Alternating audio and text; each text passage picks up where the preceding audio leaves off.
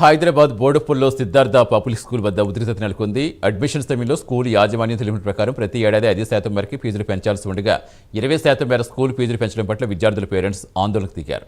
దశల వారీగా ఫీజు చెల్లించే సమయంలో ఒక్కరోజు లేట్ అయినా 3,000 అదనంగా పెనాల్టీ విధిస్తున్నారు. 20% అదనపు ఫీజులు, లేట్ ఫీజులు, పెనాల్టీలు వేయడంపై పేరెంట్స్ ఆగ్రహం వ్యక్తం చేస్తున్నారు. గత 10 రోజులుగా తమ సమస్య అనేక రూపాల్లో నిరసన వ్యక్తం చేసిన యాజమాన్యం స్పందించడం లేదన్నారు. ఇక యాజమాన్యం దిగొచ్చి హామీ ఇచ్చే వరకు ఆందోళన కొనసాగిస్తామని విద్యార్థుల పేరెంట్స్ అంటున్నారు.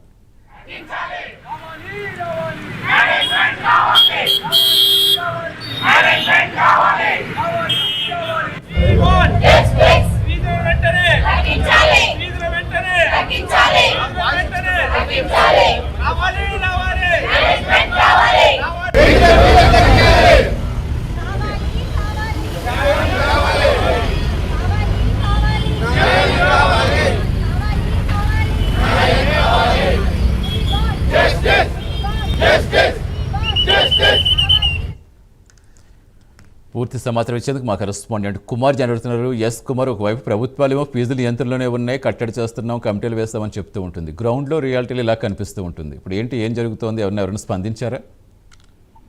Thank you. బోడుప్పల్లోనే ఒక ఉద్రిక్త వాతావరణం అయితే చోటు చేసుకుంది. అయితే బోడుప్పల్లోని సిద్ధార్థ పబ్లిక్ స్కూల్ వద్ద విద్యార్థుల తల్లిదండ్రులు ఆందోళన అయితే చేపట్టారు.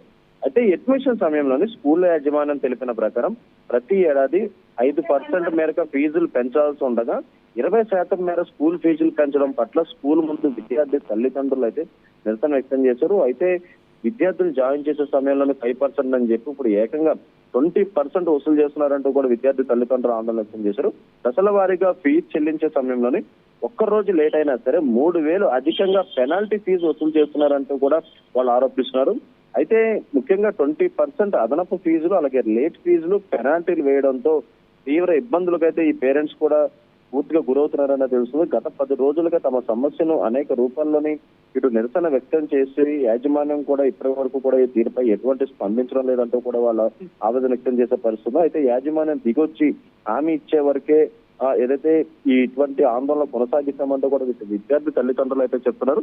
అయితే ముఖ్యంగా చూసుకున్నట్టయితే ఇటు సిద్ధార్థ పబ్లిక్ స్కూల్ వద్ద మాత్రం ఒక ఉద్రిక్త వాతావరణం చోటుచేస్తుందని చెప్పొచ్చు. ఎందుకంటే ఈ ఫీజులకు సంబంధించి అంటే తల్లిదండ్రులు, మధ్యతరగతి కుటుంబాలు, పేద కుటుంబాలు తమ బిడ్డలను ఉన్నత స్థాయి చదువులను చదివించుకునేందుకు ఇలాంటి స్కూళ్ళలో జాయిన్ చేస్తే వాళ్ళు దానిని ఆశగా తీసుకొని ముఖ్యంగా 5% ప్రతి సంవత్సరం కూడా ఫీజు ఉంటుందంటూ పెంచుతామంటూ కూడా చెప్పి ఏకంగా 20% పెంచిందే కాకుండా ఒక రోజు లేట్ అయినా సరే 3,000 అదనపు కింద వసూలు చేస్తున్నారు.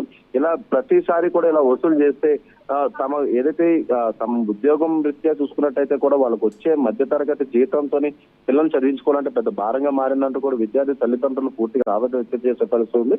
అయితే యాజమాన్యం దిగొచ్చి వాళ్ళకి చెప్పినట్టు కేవలం 5% ఫీజు మాత్రమే పెంచి వసూలు చేసుకోవాలంటూ కూడా ఇటు విద్యార్థి తల్లిదండ్రులు చెప్తున్నారు. లేదంటే కనుక ఇలాంటి ఆందోళన ఖచ్చితంగా మేము ఉధృతం చేస్తామంటూ కూడా ఇక్కడ తల్లిదండ్రులు చెప్తున్న పరిస్థితి ఉందనే చెప్పచ్చు. Satish, thank you Kumar. స్కూల్లో మా పిల్లల ఫీజు గురించి మేమందరం ఇక్కడ ప్రొటెస్ట్ చేస్తున్నాము. ఇక్కడ ప్రొటెస్ట్ ఏంటంటే వీళ్ళు ఒక స్ట్రక్చర్ ప్రకారము ఫీజులు పెంచట్లేదు. మేజర్గా ఏంటంటే 5% మాకు పెంచుతామని స్టార్టింగ్లో చెప్పిండ్రు, కానీ దాని ప్రకారం పెరగట్లేదు. ఇంకోటి ఏంటంటే తెలంగాణ స్టేట్ గవర్నమెంట్ చాలా విషయాల్లో ముందుకు వస్తుంది. ప్రైవేట్ స్కూల్లో ఫీజెస్ గురించి నియంత్రిస్తామని చెప్పేసి చెప్తున్నారు. కాకపోతే ఇక్కడ ఈ సిద్ధార్థ స్కూల్లో మేము దగ్గర ఒక 300-400 మంది పేరెంట్స్ ఇక్కడ వచ్చి ప్రొటెస్ట్ చేస్తున్నాము. మేము మేనేజ్మెంట్కి లెటర్ ఇవ్వడం జరిగింది, ప్రిన్సిపాల్ని కలవడం జరిగింది, తర్వాత పోలీస్ వాళ్ళకు యంత్రాంగానికి కూడా ఇన్ఫర్మేషన్ ఇవ్వడం జరిగింది. ఇలాంటి ఫీజులు పెంచుతున్నారు. 13 నుంచి 20% ఇద్దరు పిల్లలు ఉన్న వరకైతే మోర్ దెన్ 20% ఫీజు అనేది పెరగడం జరిగింది. సో దీన్ని ఇమ్మీడియట్గా దాని మీద ఒక విచారణ చేసి మాకు నార్మల్గా మాకు ఏదైతే కమిట్మెంట్ ఇచ్చిండ్రో 5 to 8% వరకే మా ఫీజులు పెంచి ఇస్తే మేమందరం ఫీజులు కట్టి మా పిల్లల్ని స్కూల్కి పంపడానికి మేము